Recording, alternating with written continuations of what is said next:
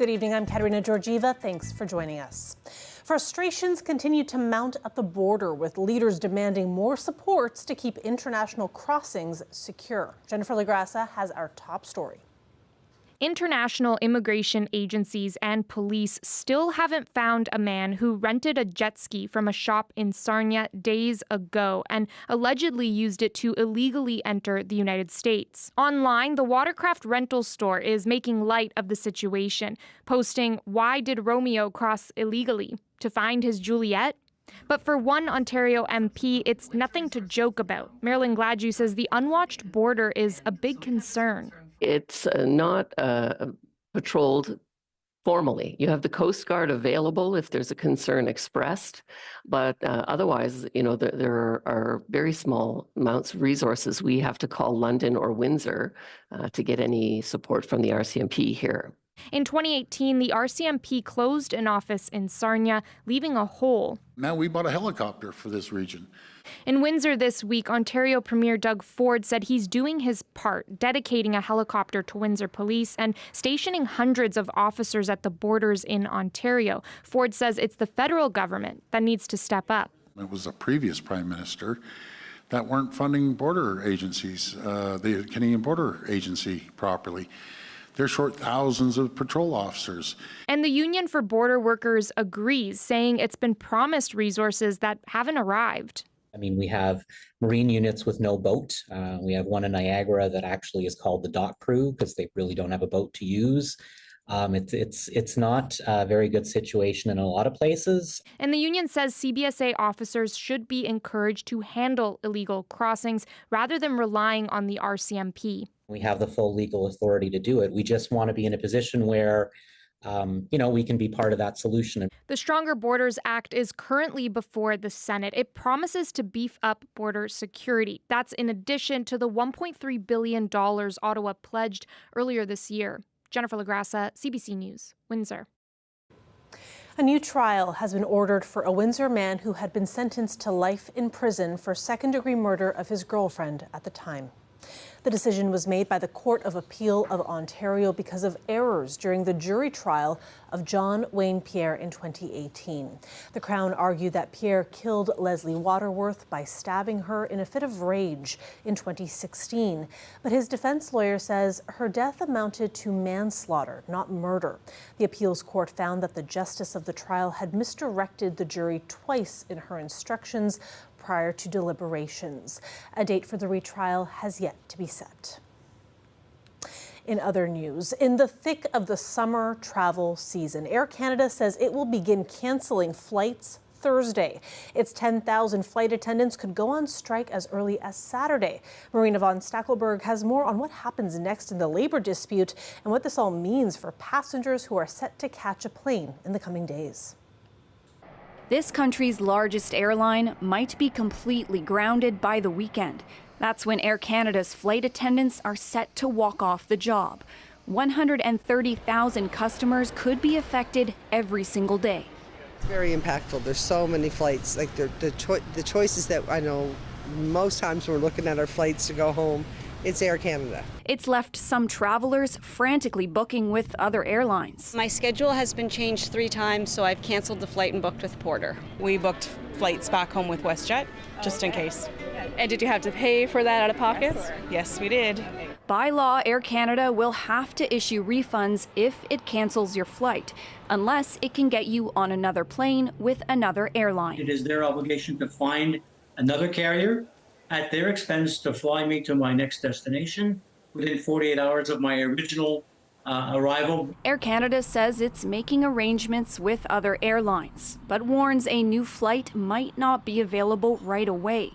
Because of the busy travel season, many seats are already full. The union says the two sides are at an impasse. The goal is not to strike or disrupt travel plans. Our goal is to be on board the airplane, but be fairly compensated while we're doing it. This is part of the process. It is unfortunate to the traveling public. The union says Air Canada flight attendants aren't paid for the work they do before boarding, like helping passengers or doing safety checks. The company says it's offering a 38% wage increase over 4 years, making its flight attendants the best paid in the country. Air Canada now wants the federal government to step in and force binding arbitration to stop the strike from happening. The jobs minister won't say if she'll do that. She says mediators continue to help with negotiations and says both sides should remain at the bargaining table. Marina von Stackelberg, CBC News, Ottawa. What is a dirty soda? If you watch The Secret Lives of Mormon Wives, you might already know. And now there's a new shop in town where you can give it a taste. Jason Vio has more. It's more than just a sugary can of pop. The viral TikTok trend made the term dirty sodas explode, and it's because of the ingredients added to these pops. And you choose your flavors that you want in it. There's different creams you can put in it. Coconut or sweet cream is what we have. You can do deluxe, which is whipped cream on top and different toppings. 30-year-old Brenda Ricci took out a loan and poured her savings into this new business. Sippity Sweet just opened at Windsor's Central Mall just last week. It's fun. I enjoy doing it. I enjoy seeing people's reactions. They're like, this is great. And just making drinks and kindness goes a long ways. What's floating around in there? Gummy sharks. Gummy sharks. So you'll probably get to those later then. Yeah. Ricci first heard about dirty sodas on TikTok, but has never seen The Secret Lives of Mormon Wives TV show, which also popularized the drinks in the U.S. Then she started making them at home for friends and family with rave reviews. But it was the death of her father 2 years ago that really pushed her to take the risk in opening this business. And it inspired me to just go for it. Like, life's short. You need to make the best of, make the best of your life. And the Sweet Shark splash drink with gummy sharks inside was inspired by her kids. But one expert says people should consume these high sugar drinks sparingly. You're probably getting 400 or 500 calories worth of sugar. Well, that's your week's worth if that's all you got. But 66% of processed foods in Canada have added sugars, so you can't escape this stuff. It's everywhere. Once, maybe twice a month is his recommendation for how often someone should treat themselves to a dirty soda. But Ricci says she also has zero sugar pops and syrups for people who want that treat without so much guilt. Jason Vio, CBC News, Windsor.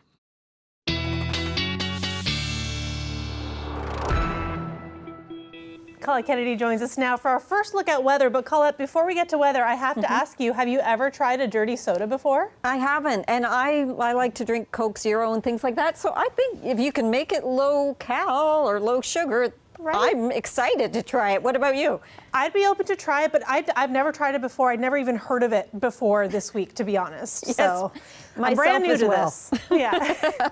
But now here we go. We'll probably be trying these before the next week is out. Speaking of the next week and the weather that we can be expecting there, a little bit of a reset just to give you an idea of where our normals are at this time of year, because it's hard to remember, isn't it, when we've had so much heat strung together over several days.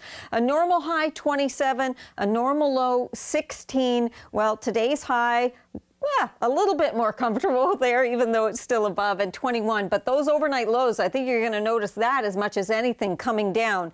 Unfortunately, didn't get a lot of moisture out of that front as it passed by. And now another ridge of high pressure builds in. So we go into a dry pattern again for several days. But just having a look through the overnight, could get a little bit of patchy fog. 17 for Windsor, some cooler temperatures nearby. And tomorrow afternoon, back up to 28, but it's not 30-something, 28. Yeah, it's not too bad. Okay, thanks so much, Colette. Last night on the show, we brought you the story of how the pickle maker Bix is a casualty of the tit-for-tat tariffs. The pickles are grown in Ontario but bottled in the U.S. Bix is only sold in Canada, but when it comes back across the border, it's hit with a tariff and is now hard to come by at some Canadian grocers. For one local pickle packer, it's led to a huge uptick in demand. Now we're just buried with business. Buried. We find ourselves in a position probably we could sell probably, I would say 40 to 50% more than we can produce. If people don't want anything to do with anything American. The company's received calls for pickles all the way from Kelowna, BC to Summerside, PEI. Woodbridge says whenever Trump talks about tariffs or taking over Canada, his sales jump another 10 to 15%. He and his family have been packing pickles and other veggies at their plant near Harrow since 1948. And he says they've had some hard times, but right now it's just sailing away. We're going to pivot now to a different kind of treat. When you take a walk through the woods, you're probably soaking up the beauty of the plants around you, but you might not be aware of the special qualities that some of them possess. Our video producer Mike Evans spent some time with a plant forager in Chatham, Kent to learn more. Hi, my name is Retrial Tremblay, and I'm here to talk about foraging native plants. It started slowly. You learn a few plants here and there. Once you get to know them really well, you start to notice more plants. Oh, what's that one? What's with that? And it just has snowballed, and I just love plants. So everything I can find out about them, I do, I try. There's native plants, but there's also, what we would call weeds, plants growing where you don't want them, but other plants that aren't native that are also great for eating. So yeah, there's lots to forage. You're just getting all different kinds of vitamins and minerals, all because it's pulling everything, plants pull everything from the soil. So if the soil has it, the plant will have it. You can make a nice lemonade with the sumac berries. And these are everywhere. And it has vitamin C in it, but yeah, this has got a lemony flavor. This is a native shrub / small tree, chokecherry. It does have a few ripe berries on it right now. I tried one yesterday just to see, because it's called chokecherry. I thought it might make me choke, but it was actually pretty sweet. It has a pretty big pit in it, but it's just a little snack. All the strawberries we eat come from wild strawberries, and they look just the same. They're just a lot smaller, and they taste a lot better. They're just so packed with flavor. They grow naturally here. They usually grow in large patches. They love shade, like a forest floor plant. Sure, most people have seen this in their lawns at some point. There's two kinds of plantain. This one happens to be the lesser. It just means that it's thinner. And oh, look, right there. And then the greater, but they're both plantain. It doesn't taste great, but if you've got a bee sting, or your kid does, you don't care. You just chew this up until it's a paste and you put it on the bee sting, voila. I learned a lot there. The Gordie Howe Bridge has totally transformed the look of Windsor's skyline, and for that reason, our Mike Evans went around the city to capture some of the best views of the crossing. He talked about his journey with the host of Windsor Morning, Amy Dodge. What were the most surprising vantage points for you? The most surprising thing for me, and I love telling people this, is when you're driving down Wyandotte Street, you're in Walkerville, and you see all the way down looking west, you can see the tower. The most interesting thing for me is that is the American tower. That is not the Canadian side. Because of the bend in the river, what you're looking at is the American tower. So I just thought that was a very interesting little bit of trivia that us Windsorites can have in our back pocket. And I think I had a similar experience on College Avenue. I remember driving down it one day and looking and realizing, wow, that's the Gordie Howe Bridge that I'm looking at. And that was the moment, and I can even remember where I was on that road when I realized, wow, the landscape and the horizon in Windsor is forever changed. Yeah, and to your point, when I was standing there at College and Huron Church, all of the truck traffic going by, it just made me think this is all about to change in a big way. Like the trucks aren't going to be down Huron Church the way that they are now in that high volume. In Malden Park, you've watched as the bridge has been built, and I'm curious because some of your photos are from there. How have you seen the bridge construction change over time? It took so long for it to get done, and it's like it grew out of the forest. So you see the tops of the trees, and then you see the bridge slowly starting to rise above the trees, and then boom, there it is. It's the highest thing. It's the most iconic feature on the skyline now. It's such a modern-looking structure, and for contrast, I went by the Ambassador Bridge, and I took a picture from under the Ambassador Bridge. You're looking through the uprights of the Ambassador Bridge, or everything that holds the Ambassador Bridge. It looks like an erector set from the 1980s, but you're looking through that and then you're seeing the nice clean lines of the Gordie Howe Bridge behind it. I just like that photo as well. And you can check out Mike's top 10 photos from across the Windsor area on our website at cbc.ca/Windsor. But now it is your turn. We want to see your best photos of the Gordie Howe Bridge. And a huge thanks to those of you who have already sent some in. And here's a look at a few of them.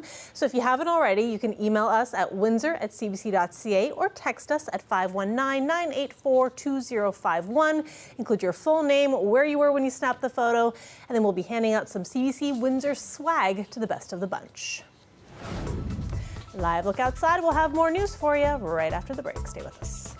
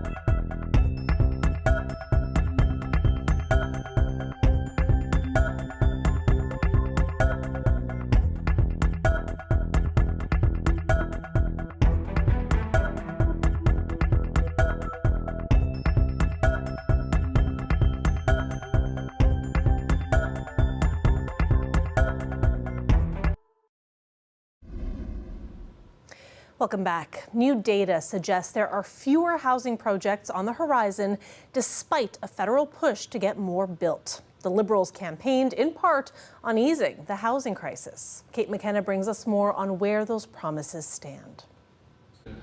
A key priority for Mark Carney during the election, building more homes. There simply aren't enough homes, so housing is just too expensive.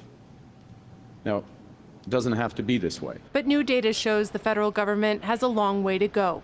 In May and June, residential construction intentions dropped 15%. Most of the decline is in lower mainland BC and the GTA. And what's happened in those two environments is that home prices and rents have fallen. Experts say it all comes down to math. We've reached a point at which the costs are so high relative to prices, it's just no longer economically viable to build most forms of housing. These figures come after Ontario reported it is not on track to meet its housing target of 1.5 million homes built by 2031. Ontario Premier Doug Ford says they want to get more built, but municipalities play a big role. If you want to build, you will build. And then there's some, I won't name names, they're NIMBYs. And they're the first to get out there and say, we need more homes. Oh, by the way, you aren't building in our backyard, you aren't building in our neighborhood. The federal housing minister wasn't available for an interview, but Prime Minister Mark Carney has committed to build nearly 500,000 homes annually and slash development fees. We need to see some response here to get the developers off the sideline and the shovels in the ground. The Conservatives say Ottawa's previous efforts to move the needle, including giving money to cities to fast-track development, didn't work. That program was an abject failure. I mean, they gave millions of dollars to cities that then turned around and increased their costs for building. This week, Ottawa announced consultations on its plan to create a new housing crown corporation. But with targets slipping and costs climbing, the federal government is under mounting pressure to make good on its commitments. Kate McKenna, CBC News, Ottawa. Up next is a pretty extraordinary story. A BC man who went blind 2 decades ago has regained his sight after undergoing a first in Canada eye surgery. And as Yasmin Renea shows us, the procedure required one of his teeth. Yes, seeing the skyline. After going blind nearly 21 years ago, this is the moment Brent Chapman discovered he could see again through his tooth. Looks really healthy, looks great. Chapman is one of 3 people who underwent tooth and eye surgery, performed by Dr. Greg Maloney and his team in Vancouver for the first time in Canada. I feel fantastic. Vision comes back. It's a whole new world. All 3 patients can now see to different degrees. To watch them come back into the world it's an incredibly rewarding feeling. The 2-part surgery, developed in the 1960s, is a last resort for people with severe corneal blindness. It involves removing a patient's tooth, inserting a plastic lens into it, and then stitching the whole thing into the patient's eye socket. Why a tooth? Because they consist of the hardest substances humans produce, making them the ideal casing to bridge the lens. And using part of a patient's own body ensures it won't be rejected. Chapman went blind when he was 13. He's had about 50 procedures done to try and get his vision back. And we always said to Brent that we would go anywhere, do anything to keep his vision. And here we are.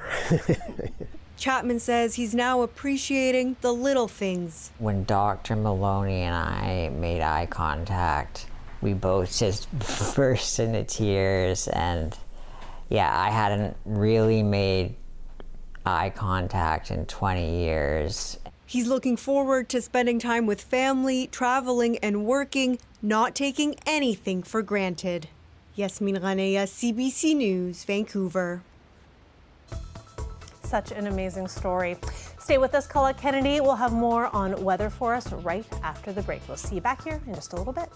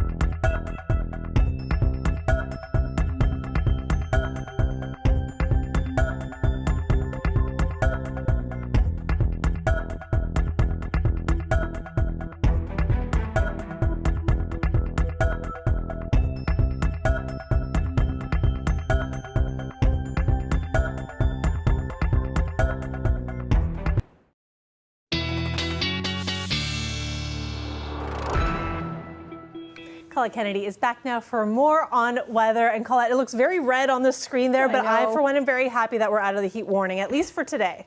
Yes, at least for today, maybe for a couple of days, Katerina. And then we're going to just keep our eye on that humidity as it wants to creep up again. But there is some more comfortable air coming next week, so that's in our future as well. Looking at the upper air pattern here, it's actually the thicknesses, but you can kind of think about it like, okay, warm air is going to expand, and so that would be thicker, and that's where we get into these reds. So you can also look at it kind of like temperature, and that's what I'm trying to illustrate here, because when we get into this darker band of red, that's when the temperatures tend to be back into the 30s, okay, or at least the low 30s. So you can see even for Thursday, Friday, we're still in the warmth, we're above seasonal, but it's more around 29 towards 30, around that kind of upper 20s in there. But as we move towards Saturday, we're back into this heat. Humidity will rise as well on the weekend. So the Humidex values go up again Saturday, Sunday, but then after that, actually things do calm down a little bit, surprisingly so. So getting into your current readings, it is 29 right now, 27 for Chatham-Kent. A cool night coming for you folks tonight. Those Humidex values, mid-30s towards Lake Huron, more like the around 30 in terms of the current Humidex. A little bit of energy, was trying to pick up a few showers here and there into these later afternoon hours, but just not much to work with. And so here we go back into a dry pattern for a few days, even though so much of not just the province, but of the country needs some rainfall in here. And with very little humidity, although we could get some patchy fog overnight tonight, we're looking at very few clouds as well. So high pressure digs back in, a little bit of rain into northern Ontario, but we get to go into, well, at least if you like some dry, sunny days, I mean, it's actually nice weather. It's just that it's becoming a real problem here with the dryness. So look at these overnight temperatures. Windsor, I think maybe 17, we'll say 17 to 18, but Kitchener 14, possibly this cooler pocket of air could bring 13 to London or Chatham-Kent, Sarnia around 14. So we'll see if we get these results, but it does make for better sleeping conditions if you want to pop the windows open